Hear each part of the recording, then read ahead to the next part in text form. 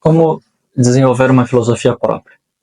Bem, esse vídeo vai ser um pouco biográfico, ou melhor dizendo, uma vez que sou eu que eu estou fazendo autobiográfico, porque eu não vou passar aqui um método absoluto, infalível, universal, que vai dar certo para todo mundo, mas foi um métodozinho um pouco curioso que eu desenvolvi muito organicamente, muito naturalmente, e que não deixou de dar frutos para mim, né? E que é basicamente o seguinte, contando uma historinha, né? Eu sempre tive alguma noção de que, principalmente pelo meio onde eu me converti e onde comecei a viver a vida intelectual, dessa dependência que a filosofia tem do imaginário, né? Isso daí é um tema que tinha sido posto à baila na época, e é uma coisa mais ou menos perceptível assim, pela razão, e eu sempre gostei disso também, sempre me pareceu uma ideia muito interessante, portanto sempre foi uma ideia que rodou na cabeça, né? E, num dado momento, eu comecei a perceber que uma das consequências mais interessantes disso é que frequentemente algumas verdades muito profundas nos são quase que dadas pela realidade em certas experiências da vida, no ato mesmo em que se as experimenta, né? Por exemplo, como eu comentava com um amigo esses dias, né? Você está em casa e você precisa se aprontar, precisa escovar o dente, e o seu irmão tá no banheiro. E aí você vai abrir a porta, tá trancado, você vê que tá trancado, você olha no relógio, tá quase dando a hora, você bate lá e fala, ô, vamos rápido, vamos rápido. Aí seu irmão fala, tá bom, espera. Aí você espera mais um tempo, você preocupado que a aula já tá se esgotando, você precisa escovar o dente, senão você fica o dia inteiro com o dente fedido. E aí você bate de novo mais bravo ainda e fala, meu Deus do céu, abre essa porta, termina esse banho, eu preciso entrar. E seu irmão grita lá de dentro, calma, eu ainda tenho que lavar o cabelo. E aí você dá aquela suspirada e fala, meu Deus do céu, como tem pessoas que acham que o mundo só vive delas, que tudo gira ao redor delas, né? No momento de estresse, te vem essa verdade. O que aconteceu nesse caso acontece o dia inteiro com a gente. Certas experiências criam em nós uma certa fecundidade a conceber percepções sobre certos assuntos, sobre certas sabedorias de vida, né? E não apenas do âmbito moral, mas com algum treino, até mesmo teses metafísicas ou históricas acabam sempre vindo à cabeça, assim, né? E eu percebi em um dado momento isso, e eu também percebi que se eu deixasse para recordá-las depois, eu nunca me lembrava delas, né? Se chegava no final do dia, eu lembrava que eu tinha tido boas ideias, boas percepções, mas eu nunca lembrava exatamente quais eram, né? E em um dado momento eu falei, olha, interessante isso. Primeiro, as ideias são muito boas, eu vou anotá-las, né? Só que eu percebi esse negócio, que por esquecer muito rápido, se eu deixasse para anotar no final do dia, eu não ia conseguir. E eu falei, putz, eu preciso anotar essas coisas no ato mesmo que elas acontecem. Se essas verdades são como que frutos que a árvore da vida nos dá, eu quero comê-los frescos, por assim dizer. E para isso é necessário que eu esteja sempre pronto a anotá-los, né? E, portanto, coisa básica, eu sempre preciso ter um pedaço de papel e um pedaço e uma caneta, uma lapiseira ao meu alcance, né? E bem, tendo essa preocupação, eu fui pesquisar na internet vias para viabilizar isso, né? Porque a coisa não poderia ser grande, teria que ter o tamanho de um bolso, né? Até que eu descobri um origami chamado, que eu chamei na verdade, né, de libelo, né? Liber em latim, libre, né? Livro, libellus, livrinho, né? E é um origami que você faz com uma folha sulfite e que no final ele te dá um como que livrinho, veja só, de 8 páginas. Então você tem aqui a folha sulfite, você faz as dobras certas e ele se transforma em um livrinho de 8 páginas. 1, 2, 3, 4, 5, 6, 7, 8. Né? E se você faz exatamente o mesmo movimento com a folha do outro lado, todas as páginas se renovam e você pode escrever mais 8 páginas. Perceba, estou com um bolso aqui. Ele realmente tem o tamanho de um bolso. Né? E eu falei, maravilha, vou levar isso para todo quanto é lugar. E arrumei uma lapiseirazinha bem pequenininha que eu pudesse sempre levar. Né? E comecei a anotar, e foi um negócio muito legal, porque com isso você vai meio que adquirindo uma arte que é fundamental, que é a arte do frasismo. Você vai aprendendo a expressar percepções suas, não com grandes parágrafos, mas até pelo tempo e por as coisas se dar no meio da vida, com uma certa brevidade. E você aprende a querer se esmerar e aperfeiçoar cada vez mais o relato daquela verdade. Porque é uma coisa que, uma vez que você escreve muito próximo à experiência que a gerou, que a deu à luz, você tem uma preocupação de que ela seja realmente igual ao que você viveu. Porque é muito próxima, é muito evidente quando o que você está escrevendo tem um certo descompasso em relação ao que você viveu. Né? E bem, então eu fiz isso, né? Comecei a anotar todas as grandes ideias que me vinham à cabeça. Só que aí eu comecei a criar vários libelos, né? E realmente com o tempo esse negócio rende muito. Né? Só para dar um exemplo. Tipo assim, isso daqui são os libelos desses últimos dias. E tem muito mais que eu escrevi e por motivos que eu vou dizer à frente já dei fim. Né? E eu comecei a perceber essa coisa de, cara, tá muito legal isso daqui. Só que, tipo assim, as intuições que vêm são muito separadas. Eu queria uma forma de agrupá-las por assunto, e não dá para você fazer isso de modo escrito. Né? E foi aí que eu percebi a utilidade de se transcrever essas notas para o computador. E eu coloquei, por assim dizer, uma segunda etapa. Sempre que eu terminasse um libelo, eu transcreveria no computador.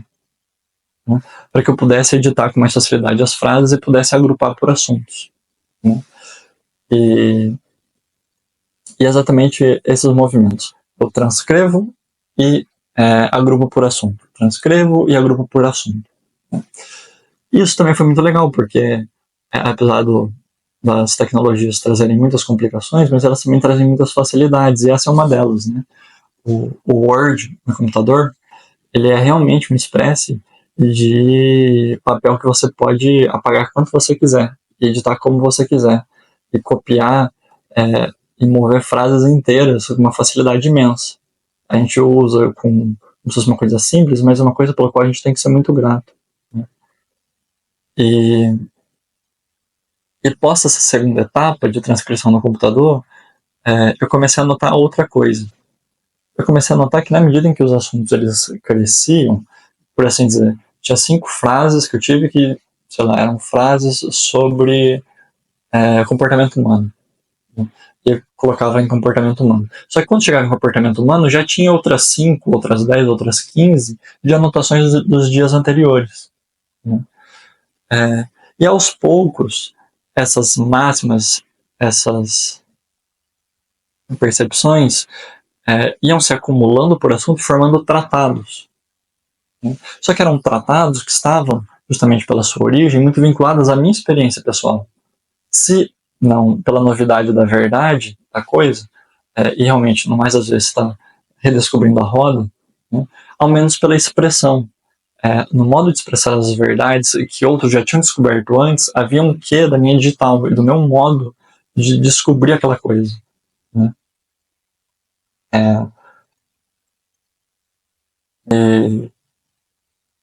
E quando você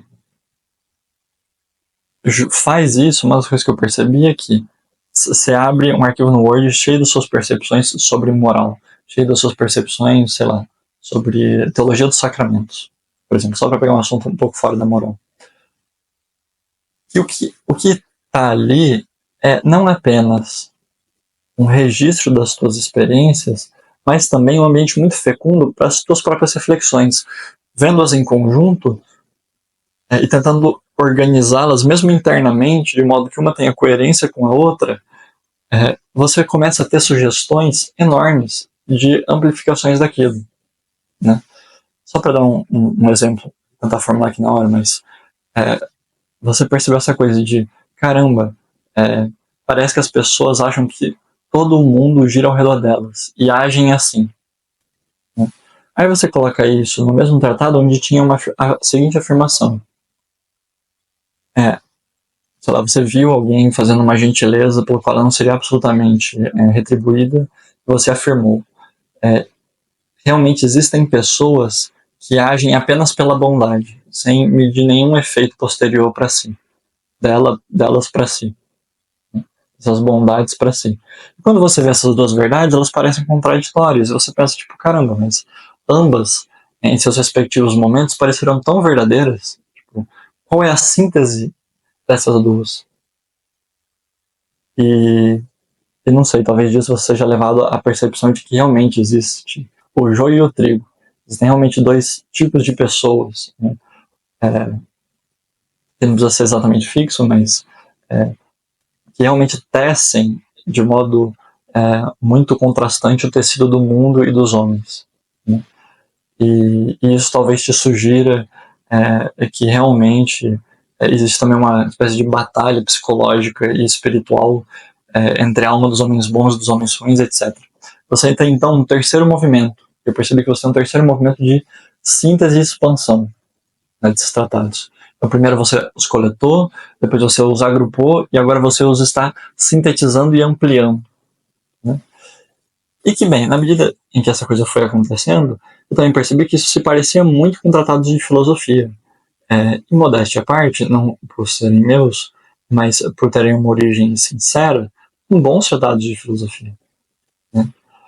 E,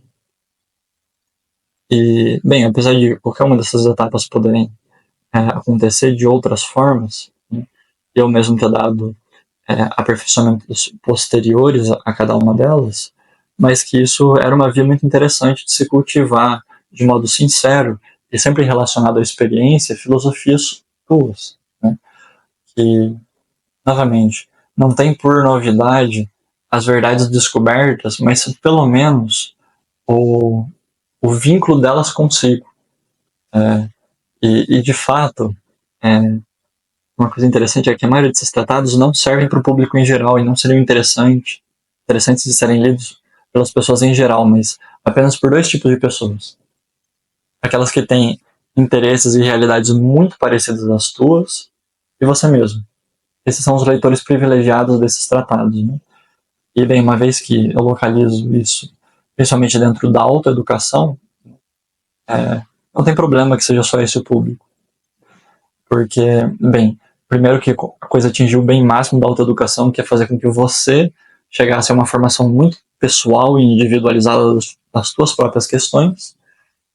E mesmo em relação àqueles que a coisa atingiu, é justamente quem seria mais útil que ela atingisse. São as pessoas que podem melhor te compreender e mais frutos darem de volta a ti, e com os quais você, em suma, melhor pode constituir uma amizade intelectual, não intelectualesca, né? Mas uma amizade sincera, simples, mas voltada a coisas profundas, né? Bem, num outro vídeo eu explico a fazer esses libelos, né? Uma coisa que as pessoas devem estar com um pouco interesse, e, bem, só para cumprir com o que diz que cumpriria, eu já não tenho tantos libelos porque eu sempre os queimo ao final, né? Uma vez que a coisa está registrada no computador, toca o barco, não tem por que ficar guardando também, né? E uma outra coisa interessante que eu acho legal afirmar também é que a ordem própria que eu segui nesses libelos, até para não ficar tão bitolado com a coisa de organizar os assuntos já ali, foi seguir uma ordem temporal. Tipo, todo libelo eu ponho o dia e as anotações daquele dia. Aí o outro dia e as anotações daquele dia, sem nenhuma ordem de assunto nem nada. E justamente por isso eu acabei chamando esse tipo específico de libelo, que recolhe as anotações e intuições do meu dia, de Liber Dierum, que é livro dos dias. Justamente por ter por ordem, por razão, a contagem dos dias. E, bem, se você gostou desse vídeo, curta, compartilhe. E se você tem interesse em fazer um acompanhamento individualizado, uma mentoria individualizada comigo sobre como estruturar uma autoeducação de modo firme e muito absolutamente personalizado, né? Principalmente ao redor desses 3 pilares, né? Descobrir a própria questão de vida, chegar justamente ao esclarecimento de uma filosofia própria pelo diálogo socrático e o estabelecimento e cumprimento de uma regra de estudos muito personalizada, muito própria, ter um ambiente individual e ao mundo e às exigências do mundo moderno, né? Manda uma mensagem que nós temos esse projetinho, se for útil para ti, for dar frutos para ti, fico à disposição para ajudar. Um abraço.